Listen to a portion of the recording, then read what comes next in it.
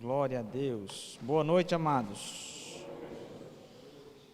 Boa noite. O calor está te desanimando, né? Vou te dar mais uma oportunidade para você falar um pouco mais alto. Boa noite, amados. Boa noite. Que bênção, amém? Glória a Deus. Aleluia. Você está feliz? Amém. Amém. Nós temos muitos motivos para estarmos felizes nessa noite, amém? Meu amado, isso aqui é o cumprimento de uma promessa, mas acima de tudo uma declaração que foi feita há um tempo atrás e nós mantínhamos essa confissão de fé, amém? Você pode estar pensando, nossa, está muito calor, mas o Espírito Santo me lembrava ali quando estávamos adorando, Jesus pregava no meio do deserto e as multidões comprimiam ele, amém? Então, com certeza ela era muito mais quente do que está aqui, amém? Se ficavam horas para escutar a pregação dele, Jesus está aqui, amém? Então nós não temos desculpa para não estarmos aqui, louvando ao Senhor e agradecendo a Ele, amém? Quero que você feche seus olhos, vamos orar. Pai, te damos graças, Senhor, por essa noite. Obrigado, Pai, por esse tempo maravilhoso que o Senhor dispensou, Pai, para que pudéssemos estar reunidos nessa noite. Obrigado, Pai, porque esse culto, de fato, é um marco, Pai, nas nossas vidas e no verbo da vida de Maringá, Senhor. Obrigado porque hoje se inicia uma nova dispensação, Pai. Um novo tempo nessa igreja, Pai. Um tempo de avanço, um tempo de crescimento, um tempo de aceleração. Obrigado, Pai, porque você cumpriu. A Tua palavra revela, Senhor, que você vela para cumprir a Sua palavra e a Tua palavra que foi lançada através das nossas confissões de fé está se cumprindo nesse novo tempo, Pai. Obrigado por esse templo que o Senhor nos abençoou, obrigado por esse prédio maravilhoso, obrigado, Pai, porque é uma nova estação, Pai, uma estação de crescimento, uma estação de avanço, uma estação, Pai, onde provaremos dos Teus milagres acontecendo aqui em nosso meio, Pai, do sobrenatural de Deus acontecendo. Obrigado, Pai, porque iremos testemunhar coisas grandiosas nessa nova estação, em nome de Jesus, amém. Vocês que creem, digam amém. Amém. Glória a Deus, aleluia, aleluia. Então, amados, quero que você abra a sua Bíblia no livro do profeta Ageu, no capítulo 1, a partir do versículo 1, aleluia. Que bênção, hein, amados? Estamos começando a ter um problema santo. Sabe qual é o problema santo? É quando a quantidade de cadeiras não comporta a quantidade de membros da igreja, amém? Estamos começando a enfrentar isso é muito bom. Isso chama-se expansão, amém? Glória a Deus. Então em Ageu, no capítulo 1, a partir do versículo 1, diz assim: em 29 de agosto do segundo ano do reinado de Dario, o Senhor transmitiu esta mensagem por meio do profeta Ageu ao governador de Judá, Zorobabel, filho de Sealtiel, e ao sumo sacerdote Josué, filho de Jeozadaque. Assim diz o Senhor dos exércitos: este povo diz, ainda não chegou a hora de reconstruir a casa do Senhor. No versículo 13 ele continua: então o Senhor enviou esta mensagem por meio do profeta Ageu, dizendo, porque vocês vivem em casas luxuosas, enquanto a minha casa continua em ruínas. Assim diz o Senhor dos exércitos: vejam o que tem acontecido com vocês. Plantam muito, mas colhem pouco. Comem, mas não se saciam. Bebem, mas ainda têm sede. Vestem-se, mas não se aquecem. Seus salários desaparecem, como se vocês o colocassem em bolsos furados. Assim diz o Senhor dos exércitos: vejam o que tem acontecido com vocês. Agora subam, no versículo 8, as colinas, tragam madeira e reconstruam a minha casa. Então me alegrarei nela e serei honrado, diz o Senhor. Amados, para nós entendermos esse contexto histórico do que o profeta Ageu está mencionando aqui, nós precisamos compreender a história do povo hebreu, e eu vou te fazer um breve resumo aqui nessa noite do que vem a ser a história do povo hebreu. Amados, a Bíblia menciona que a promessa começou com o nosso pai da fé, Abraão, e quando Deus chama Abraão e diz que estabelecerá uma aliança, a partir de Gênesis 15, diz: eu serei contigo e eu serei o teu Deus. Quando Deus pede para Abraão sair do meio do povo dele, do meio da parentela, e se deslocar para um local onde ele iria indicar, também fala a partir do versículo 13 do capítulo 15 de Gênesis, você não precisa abrir lá, tá? Só para você ter um contexto histórico. Deus menciona que a descendência dele seria muito numerosa, mas essa descendência passaria por um período de escravidão. Deus já estava preparando Abraão para o que poderia acontecer. E a Bíblia menciona, Deus dá o prazo de 400 anos de escravidão, que foi o prazo em que aquele povo permaneceu no Egito. Mas olha que coisa maravilhosa, Moisés é levantado do meio do castelo, do palácio de Faraó, para libertar aquele povo de Israel. E a Bíblia diz que quando Moisés liberta o povo e leva para o Egito através de sinais maravilhosos, eles ficam 40 anos no deserto. E o povo não entra, nós sabemos dessa história muito bem, pela o quê? Pela incredulidade daquele povo. Veja só, amados, nós estamos falando de um povo que via maná cair do céu, que via soprar codornizes que iam em direção ao povo. O povo era alimentado de carne, uma nuvem de glória andava sobre eles, aquecia-eles durante a noite, uma nuvem protegia-eles durante o sol do deserto, durante o dia, roupa crescia.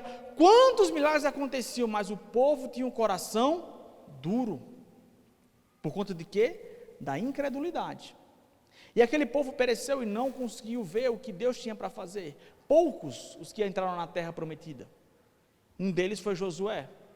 E Josué se levanta para levar aquele povo para a terra prometida, estabelece, consegue vencer as muralhas de Jericó e adentra na terra prometida. Mas que coisa poderosa, a Bíblia menciona que depois desse reinado, depois dessa época de Josué, começam a era dos juízes. E os juízes, que a Bíblia fala, tem um livro dos juízes na Bíblia. Juiz não é como a gente tem uma visão hoje do juiz, eles também atuavam como legisladores, mas interessante a gente perceber que o juiz naquela época, ele atuava mais como um libertador do povo. Vou te dar alguns exemplos de alguns juízes da Bíblia. Um deles, o próprio Josué. Depois nós vemos Sansão, vemos Gideão, vemos Débora se levantando como uma grande juíza de Deus. Amém? Quer dizer que Deus se interessa pelas mulheres no chamado, amém? Você que é mulher, você não está fora do chamado de Deus, amém? Você pode dizer um amém? Amém? Glória a Deus por isso. E que coisa interessante, o último juiz que teve foi Samuel, que também era profeta. E naquela época o povo de Israel, em 1 Samuel, a gente vê isso a partir do capítulo 9, o povo começa a pedir a Deus por um rei. Por que o povo pedia a Deus por um rei? Porque a Bíblia fala que as outras nações tinham reis também. E o povo de Israel queria se parecer com as outras nações. E pediam a Deus por um rei. O primeiro rei foi Saul, que governou por 40 anos o povo de Israel, mas que terminou de forma muito trágica. Todos sabemos da história de Saul. Saul acabou se suicidando. E aí Davi assumiu o trono. Davi, amados, era um homem segundo o coração de Deus. Ele inicialmente começa pelo trono de Judá e Benjamim, que eram as tribos menores, que era o reino do sul. E depois, a Bíblia menciona que ele unifica o povo de Israel como uma só nação. E estabelece a capital como sendo Jerusalém. E a partir daquele momento, a Bíblia menciona que Davi, ele destroça todos os inimigos de Israel. Quer dizer isso, amados? Posicionamento e fé diante do Senhor faz com que todos os inimigos venham ao chão. E Davi destroça todos os inimigos. E quando Davi alcança a paz de Israel, ele poderia dizer muito bem assim: agora eu estou tranquilo, estou calmo, vou agora aproveitar minha aposentadoria. Mas não, ele fala: como posso eu habitar em palácios quando a casa do Senhor, quando a própria arca, que representava a presença do Deus vivo, habita em tendas? E o profeta Natan fala para ele: vai e faz o que está no teu coração, porque Deus é contigo. Sabe o que está querendo dizer, amados? Nós precisamos de iniciativa. É muito bom quando a igreja faz uma campanha, quando a igreja faz, nós temos o nosso Ampliando a Tenda, amém? Vamos começar agora o Ampliando a Tenda 2.0, amém? Nós ampliamos a tenda, agora nós precisamos equipar a tenda, amém? Então, você tem uma oportunidade maravilhosa, mas o que a Annelise mencionou aqui é uma verdade, amado. Nós precisamos ser semeadores profissionais. O que é um semeador profissional? É aquele que procura oportunidades para semear. E veja que coisa maravilhosa, olha para esses lados, olha para o teto, olha para a tua lateral, olha para a igreja de criança, veja quantas oportunidades nós temos aqui para semear, amados. Tem muita coisa para a gente fazer. Tem muita coisa para ser feita ainda. E Deus conta conosco. Diga comigo: Deus conta comigo. Deus conta com cada um de nós nessa obra. Veja, mas nós precisamos de iniciativa, nós precisamos ser de fato semeadores profissionais, que entendem que o reino e a visão na qual nós estamos inseridos é muito maior do que nós mesmos.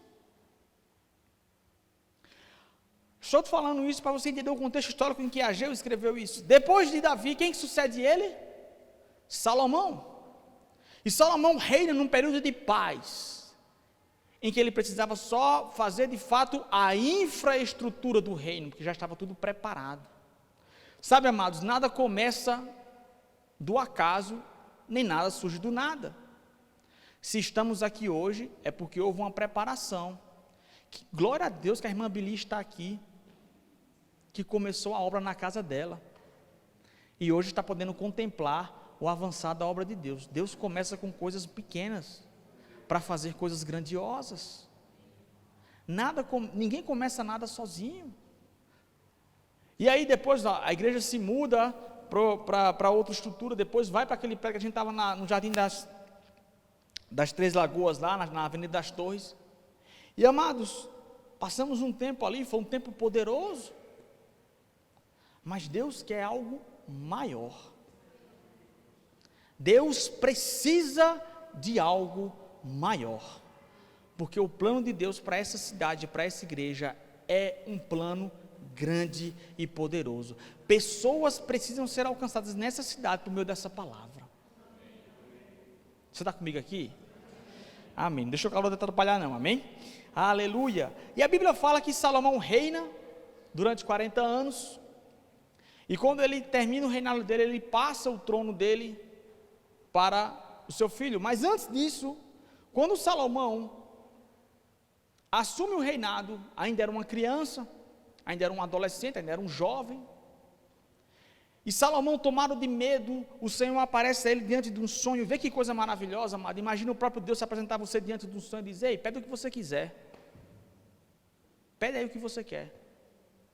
Veja só que coisa interessante. E ele responde o quê? Pai, me dá sabedoria para eu cuidar do teu povo. E o que Deus diz para ele? Porque você não me pediu riquezas, nem a cabeça dos teus inimigos, eu te darei tudo isso, além da sabedoria. Sabe qual é a mensagem que Deus está falando aqui nessa noite, amado, para a gente? Quando eu e você nos ocupamos das coisas de Deus, todo o resto Ele se encarrega. Sabe, se o teu coração está envolvido em fazer essa obra crescer, tudo que você precisa, Deus vai fazer acontecer.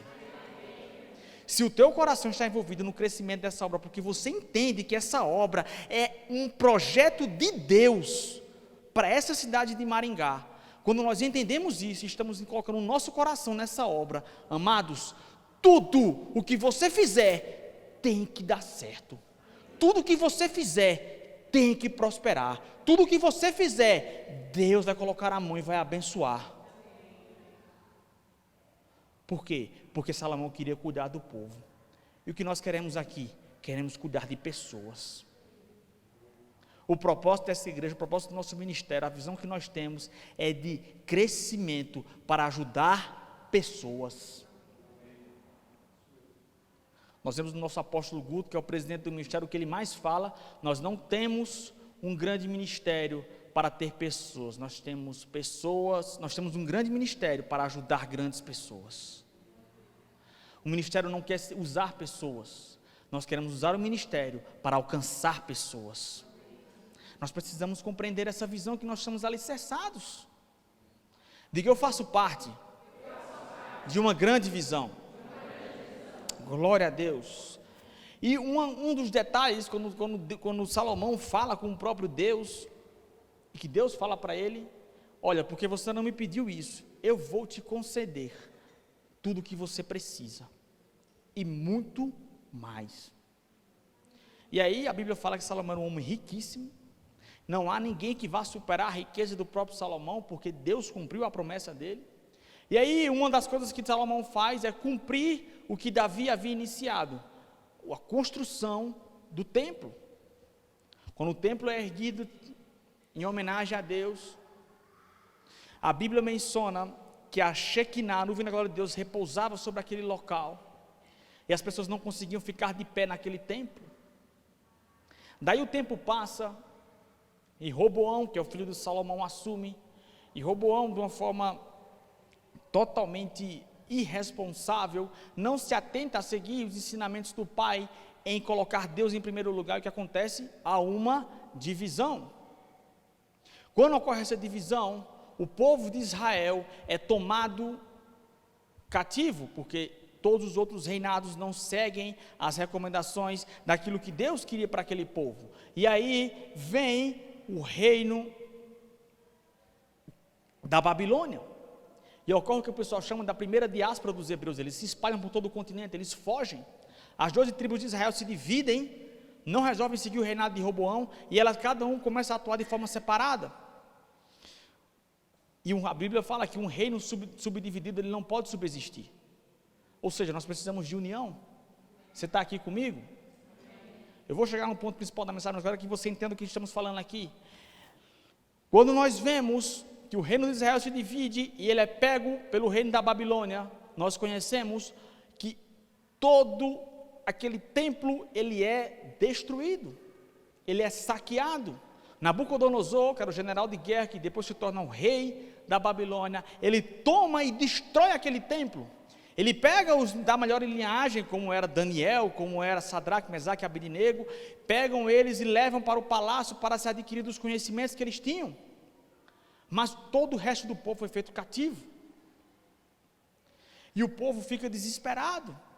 Mas é interessante, porque em tempos difíceis, Deus levanta sempre o socorro das coisas mais inesperadas. A Bíblia menciona, não vai dar tempo a gente ler tudo isso aqui, mas primeiramente, quando o imperador Ciro dos Medo-Persas, que é outro reinado, destrói a Babilônia, ele estabelece um decreto em que todos os povos cativos poderiam retornar aos seus locais de origem. O que Deus está querendo mostrar aqui nessa noite, através dessa mensagem também, meu amado, Deus é capaz de mudar toda e qualquer situação, toda e qualquer lei, toda e qualquer cláusula de contrato para fazer acontecer. Meu amado, nós vimos isso aqui nesse prédio.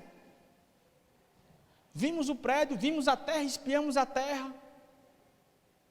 Estávamos movimentando como é que poderíamos fazer. Daí a gente vai, entra em contato com a imobiliária. Olha, gostamos do prédio, temos interesse. A gente pode alugar? Então vamos ver o cadastro de vocês aqui.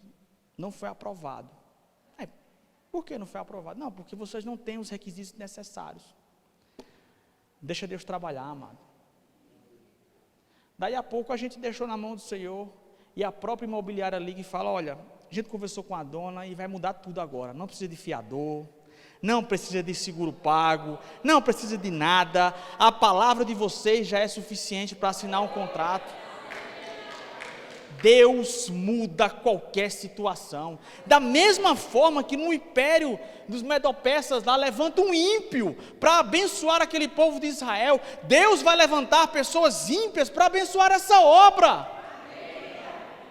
Porque o que Deus tem para fazer aqui é muito grande, amado. Não limita ao que você está vendo, não se limita àquilo que você possa ver. Nossa, mas é difícil, mas é impossível, mas tem a lei, tem legislação, tem isso, tem aquilo. Não, Deus é capaz de mudar qualquer situação.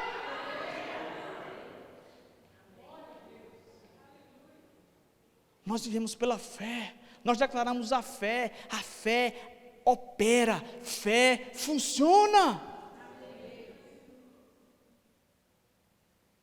Vê que coisa maravilhosa. E aí, quem sucede Dario? Aliás, vem primeiramente Ciro, depois vem o grande imperador da Pérsia, o famoso Artaxerxes, ou Xerxes lá, que a gente vê naquele filme de 300 de Esparta. Mas diferentemente do que a gente vê naquele filme, eu vejo Deus usando Xerxes de uma forma sobrenatural. Primeiramente para com Ester, dando favor a ela para libertar aquele povo hebreu. Sabe o que é você morar na casa de um palácio e você não poder falar de onde você é? Porque senão o camarada manda cortar a tua cabeça. E você está ali com medo, mas está ali porque você entende que tem um papel ali. E quando ela vai falar com um tio dela, o Mardoqueu, o que é que ele fala? Foi para esses tempos difíceis que Deus te colocou aqui. Ei, deixa eu te falar uma coisa, foi para esse tempo difícil que Deus te plantou aqui para fazer a diferença. Sabe qual é o significado do segundo filho de José do Egito? Efraim. Sabe o que significa Efraim? Deus me fez prosperar no lugar da minha aflição. Ei, sabe o arroz que você está passando? Deus vai te fazer prosperar. Ei, sabe a dificuldade que você está passando? Deus vai te fazer prosperar. Ei, sabe aquilo que o diabo tomou de você? Deus vai restituir 100 vezes mais. A Bíblia fala, amados, que Isaac, que era filho de Abraão, o filho do homem da promessa, Isaac era a própria promessa em execução, estava no meio do deserto, pensando se descia ao Egito ou não para comprar sementes, porque estava no meio de uma terra árida. E em Gênesis 26 a Bíblia fala que Isaac resolve lançar a semente em obediência à palavra e não sair de onde ele estava. E Deus fez multiplicar 100 vezes mais onde ele estava. Deixa eu te falar uma coisa, amados. Crente que fica mudando de igreja porque acha que não vai encontrar o local adequado, não está com o coração alinhado com o Senhor. Se Deus te trouxe para Maringá, para esta igreja, Ele tem um propósito. Sabe o que nós temos que fazer? Aquietar o nosso coração e entender qual é a vontade de Deus e a direção para esse tempo. Temos que parar de questionar, Senhor, como vai ser? Senhor, mas eu não entendo, mas Senhor, eu não concordo, eu acho isso, eu acho aquilo, vou mudar de igreja, vou sair daqui, vou para não sei aonde. Meu amado, fica onde você está. Se Deus não dá direção para sair, não saia, porque onde você está, que a semente vai multiplicar. Nesta obra é que a semente vai crescer. Deus conta comigo e com você aqui. Amém? Glória a Deus. Não é à toa que você está aqui nessa noite, não é à toa que eu estou aqui nessa noite, não é à toa que nós estamos aqui na cidade de Maringá. Aí vê que coisa poderosa. Depois vem Xerxes, e quem que servia a Xerxes, a Bíblia menciona? Não sei se você lembra, mas a Bíblia fala, oh aleluia, glória a Deus, aleluia. A gente vê, amados, quando há reconstrução, Xerxes fala para liberar o povo para que voltasse para o seu local e que pudesse restabelecer os seus cultos. A Bíblia fala que o próprio profeta Esdras restabelece os hábitos do culto ao povo de Israel. E aí vem um profeta Ageu, que fala para aquele povo que eles estavam desanimados, que estavam abatidos. E aí a gente agora contextualiza o tema principal dessa mensagem de hoje. Já estavam lá no segundo reinado do ano Dario, que sucedeu a Xerxes deu autorização e Dario concedeu para que eles pudessem continuar nos seus locais de origem. Vê que coisa poderosa, amados.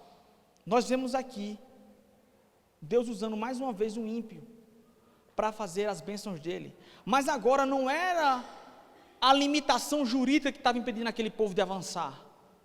Não era mais um cativeiro que estava prendendo aquele povo. O que era? Era a motivação deles. As pessoas estavam abatidas, desanimadas, porque ficavam muitas vezes pensando no passado. Não sei se essa palavra da fé funciona ou não. Eu não sei porque que Deus me plantou aqui em Maringá ou não. Não sei se esse negócio de verbo da vida aqui em Maringá não vai dar certo. Eu vejo tanta igreja grande por aí, daqui né, caminhando a passos curtos. Aí Deus chega, usa o profeta Ageu e dá aquela chacoalhada no povo. Qual a chacoalhada que ele dá? Esse povo que fala que ainda não chegou a hora de construir a casa do Senhor. E ele fala no versículo 4, por que vocês vivem em casas luxuosas, enquanto a minha casa continua em ruínas? Sabe, amado, isso aqui dá uma mensagem para a gente. Tem muito crente que acha, não, porque eu sou a casa de Deus, o Senhor mora dentro de mim, está tudo certo, eu não preciso ficar investindo em templo não, porque se for para pegar dinheiro de igreja. Não, amados, Deus tem interesse em fazer templos grandes, porque pessoas precisam ser alcançadas aqui, pessoas e vidas precisam ser transformadas nesse local. Nós estamos agora passando por uma fase de transição. O calor te incomoda? Me incomoda. Te incomoda? Sim ou não? O calor incomoda. Como é que você quer que pessoas de fora venham para a igreja se aqui faz calor? Como é que você quer que as pessoas venham de fora se aqui não tem um local confortável? Como é que você quer que as pessoas venham de fora e não tenham um local adequado para deixar seus filhos? Isso aqui é a casa do Senhor, meus amados. Nós precisamos estar aqui com o nosso coração envolvido nisso. Nós não podemos limitar, não, dá tudo bem, eu vou lá de domingo, eu só palavra e vou embora. Não, isso aqui é a casa do Senhor.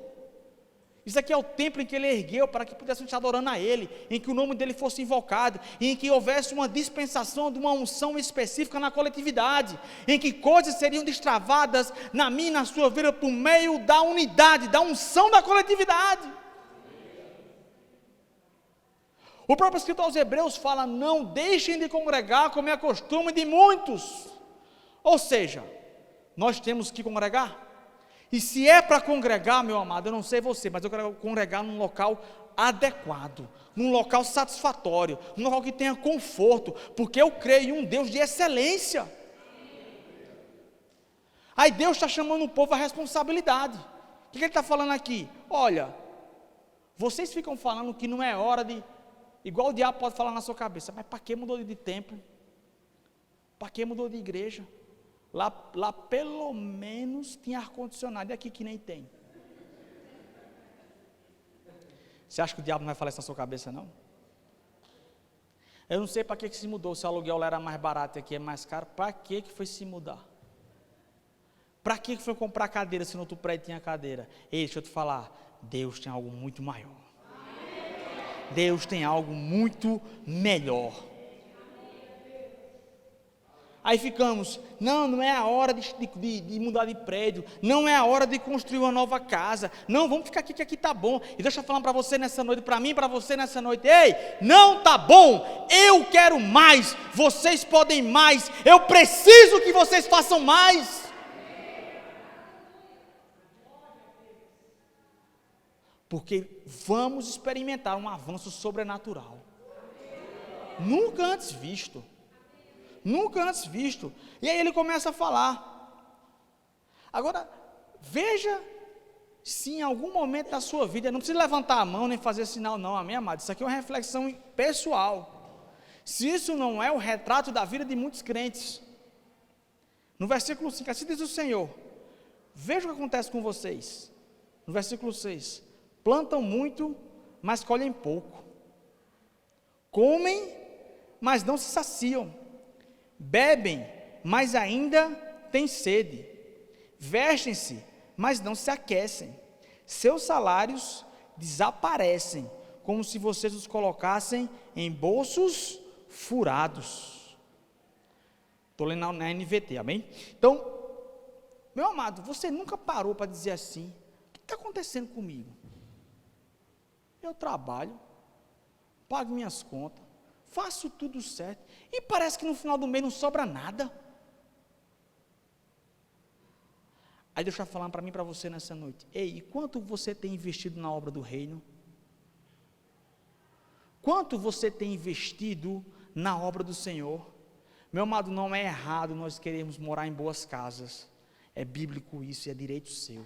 Não é errado você querer andar num carro novo, é bíblico e é um direito seu. Não é errado você querer ter um bom emprego para manter a sua família, não é errado, é um direito seu. Mas nós temos que entender também que a obra do Senhor precisa ser cuidada. E para isso, amados, precisamos de recursos. Você está aqui comigo? Precisamos de recursos. Vê que coisa poderosa, ontem, coisa linda, todos da igreja aqui envolvidos na obra. Glória a Deus pela vida, eu não posso nem mencionar, porque estava de fato todo mundo aqui reunido. E que coisa poderosa. Às vezes não sabia fazer uma coisa, não sabia fazer outra, mas estava todo mundo aqui reunido, só pela união, só por estar juntos aqui, colaborando com alguma coisa, nem que para carregar uma cadeira, amado, mas faz diferença. Eu quero dizer a você, amado, você que estava aqui ontem, se prepare, porque milagres essa semana vão acontecer na sua vida.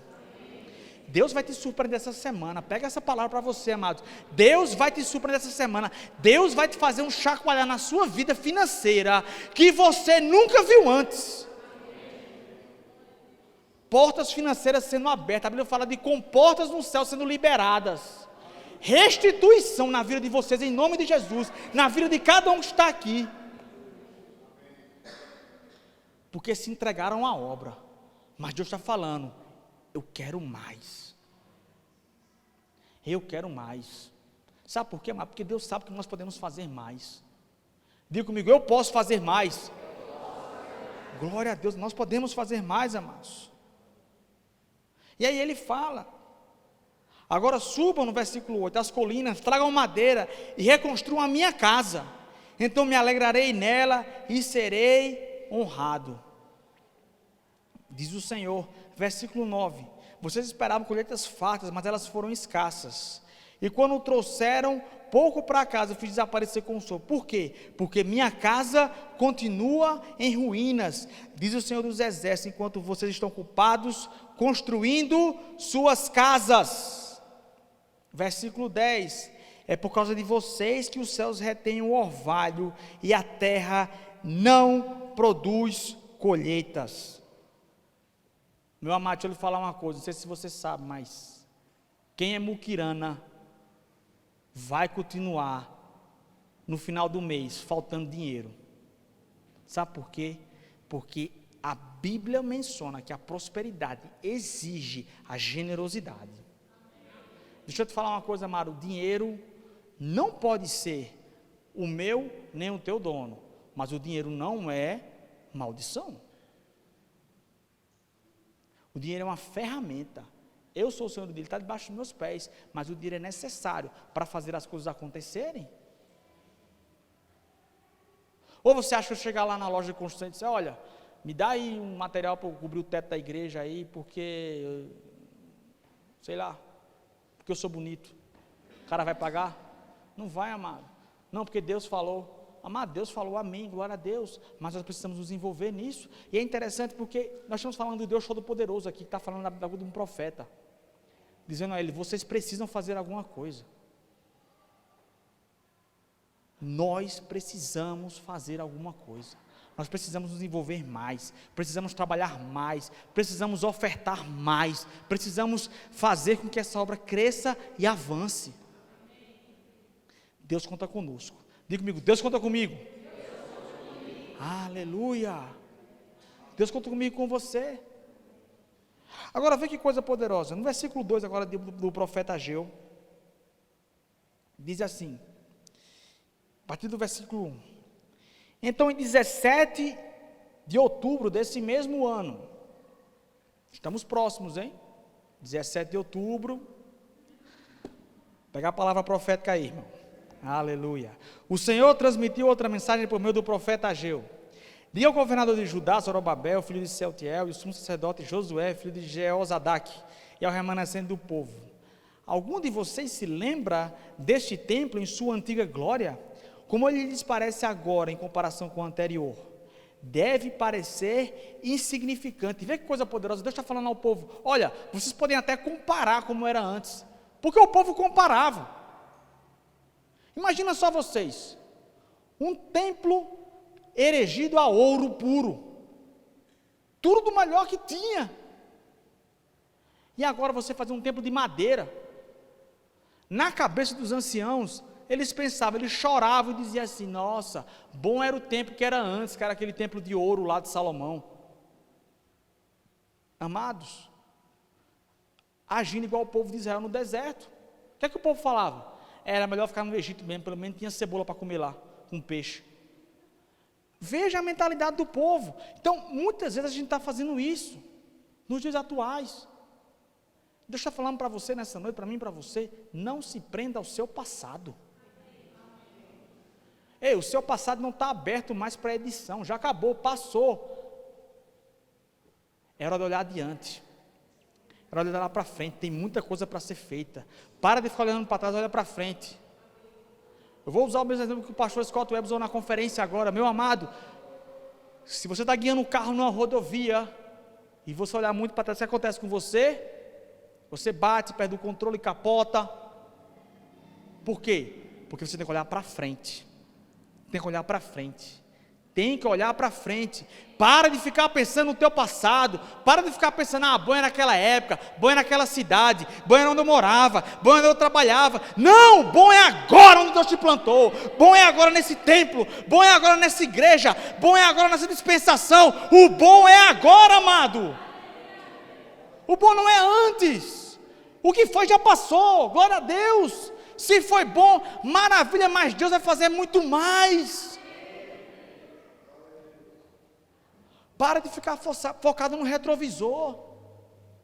O nosso passado serve apenas para uma coisa, o que o salmista Davi fala, para nos dar esperança, de dizer assim, olha, se o Senhor nos ajudou naquela época, Ele pode muito mais agora. Pronto, acabou.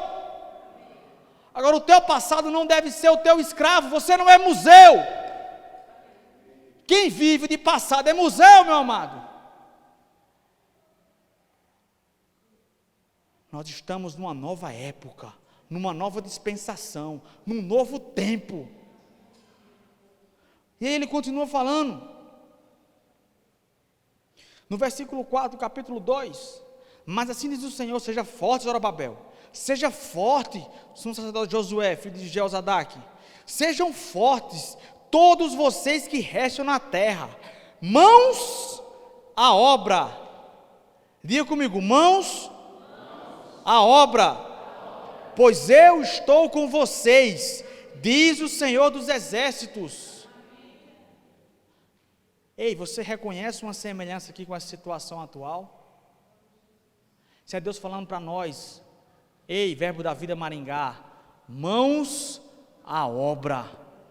Ei, Verbo da Vida Maringá, mãos à obra. Porque eu, o Senhor dos exércitos, estou com vocês.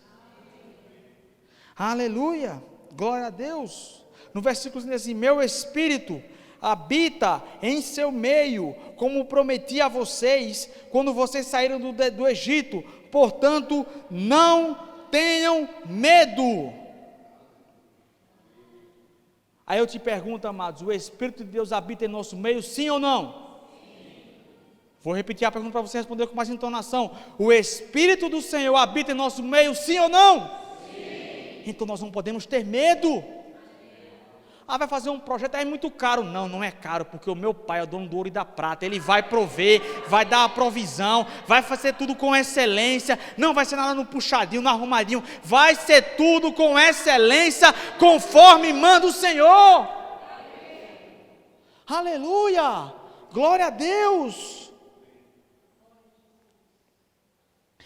Agora, preste atenção no que ele começa a falar aqui a partir do versículo 6. Pois assim diz o Senhor dos exércitos, em pouco tempo sacudirei novamente os céus e a terra, os mares e a terra seca. Pega essa palavra para você, amado, agora nessa noite. Deus vai fazer um sacudir na tua vida, que vai balançar as estruturas, coisas que você pedia. Não sei se você já viu lá no Nordeste, a gente fazia muito isso. Sabe quando você tem um pé de manga lá em cima, aquela manga bem alta, que você, o que é que o pessoal fazia? Pegava no galho e fazia o quê? Sacudia para cair. Sabe aquela bênção que você pediu ao Senhor? Vai sacudir e vai cair na tua cabeça. Sabe aquela promoção no teu emprego que você está pedindo ao Senhor? Vai sacudir e vai cair na tua cabeça. Sabe aquela provisão que você precisa? Vai sacudir e cair na tua cabeça, porque o Senhor dos exércitos está conosco. Isso é a promessa do Senhor. Oh, aleluia. Aleluia. Glória a Deus. Segunda promessa. Sacudirei todas as nações, e os tesouros das nações virão para este templo. Ei, deixa eu te falar uma coisa, não se assuste. Você já parou para pensar, por que essa igreja aqui em Maringá tem tanto nordestino, hein? É Deus trazendo para cá para abençoar, amado. Você não foi plantado aqui à toa, você que veio do Nordeste, eu vim lá não sei aonde, lá de Sergipe, lá de Campina Grande, lá de Recife, lá de onde foi, do Rio de Janeiro. Deus te plantou aqui com um propósito. Deus trouxe a Sara lá dos Estados Unidos para estar plantada aqui. Isso é a mão do Senhor, isso é a cumprimento da profecia do profeta Ageu. Meu amado, se isso não for Deus falando, eu não sei mais o que é. Deixa eu te dar um testemunho, amado, da minha vida, rapidinho, só para você entender que essa palavra está funcionando e está em operação em tempo real. Deixa eu te falar uma coisa, estávamos na conferência, e o pastor Scott Webb falou, vocês têm que ser semeadores profissionais, vocês ainda são muito amadores. Você tem que ser semeador profissional. Sabe o que é semeador profissional? É quando ele nem lembra mais das sementes que deu, de tanta semente que ele planta. Ei, amado, para de dizer, eu doei tantas cadeiras. Não, amado, você está doando para o reino, daqui a pouco você não está nem lembrando. Estou doando 100, 200, 300, 1.000, 2.000, 3.000, 10.000. Eu não estou nem aí, eu estou plantando no reino de Deus. Aí deixa eu te falar uma coisa, que quando eu estava lendo essa mensagem para pregar aqui hoje, Deus revelou ao meu coração quando aconteceu comigo esta semana. Fiz uma oferta aqui no templo, nesse novo templo aqui, e glória a Deus. Aí eu estou, sexta-feira, atendendo no consultório, aí minha secretária mandou uma mensagem, doutor, o senhor fala inglês? Falo. Tem uma paciente aí dos Estados Unidos que quer conversar com o senhor. Tá bom, pede para entrar. Entrei.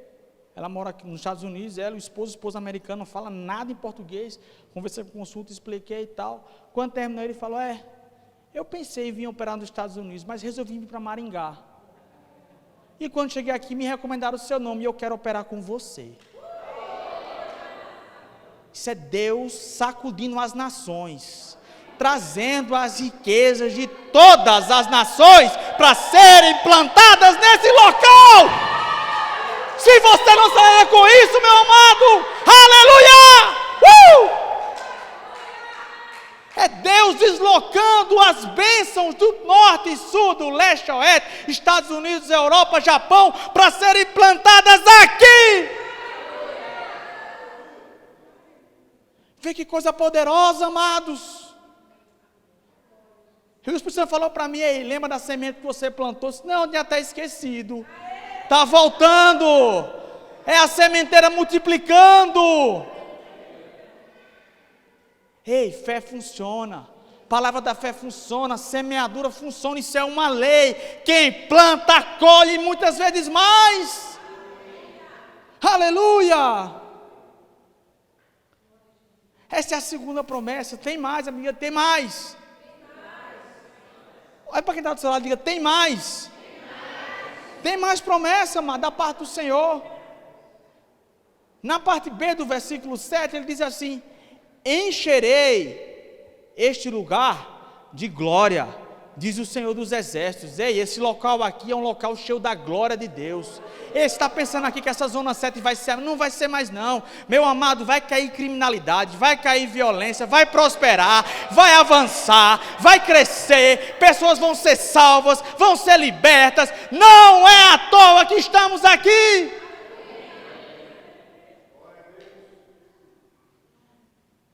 Pessoas serão libertas nessa região inteira.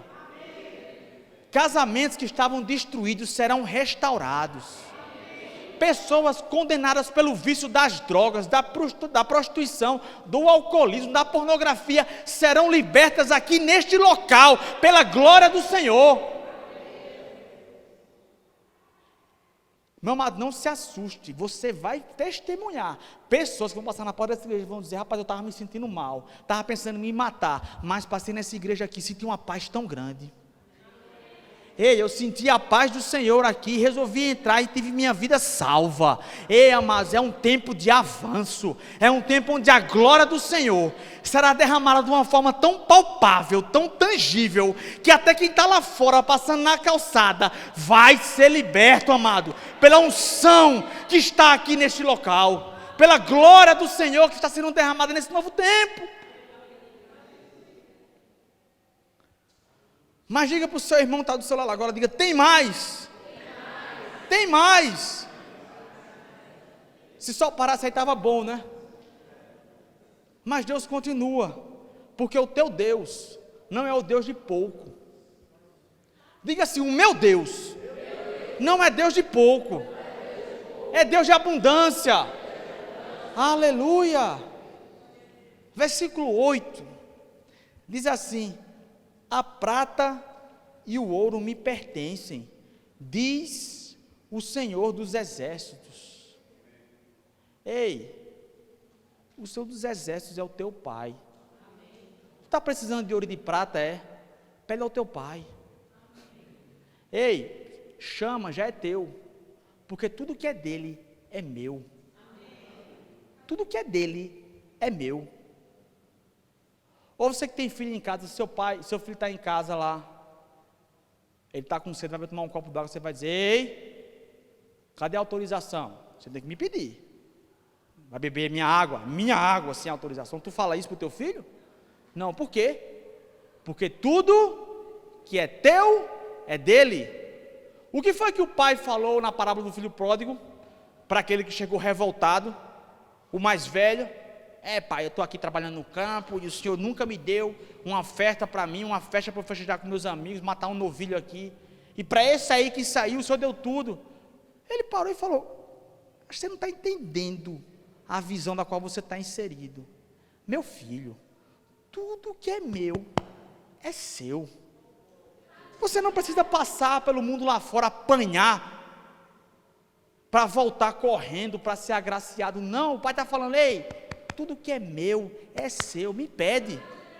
Ei, me pede. Deixa eu falar para você nessa noite, ei, me pede. Eu sou dono do ouro e da prata, me pede. Está faltando? Me pede. Está precisando? Me pede. E no versículo 9, ele diz assim, a glória deste novo templo, ou da segunda casa, será maior que a glória do antigo, ou da primeira, em algumas versões, diz o Senhor dos exércitos, neste lugar estabelecerei a paz, eu, o Senhor dos exércitos, falei. Meu amado, a glória desta casa será muito maior do que as outras que vieram anteriormente. Meu amado, se você viu Deus atuar na Avenida das Torres, quantos milagres Deus fez lá? Deus está falando, ei, eu vou fazer muito mais aqui. Eu vou fazer muito mais. A glória da segunda casa será maior do que a primeira. A glória da segunda casa será maior do que a primeira. A glória da segunda casa será maior do que a primeira. Se alegra com isso, meu amado. O Senhor está inaugurando uma nova estação.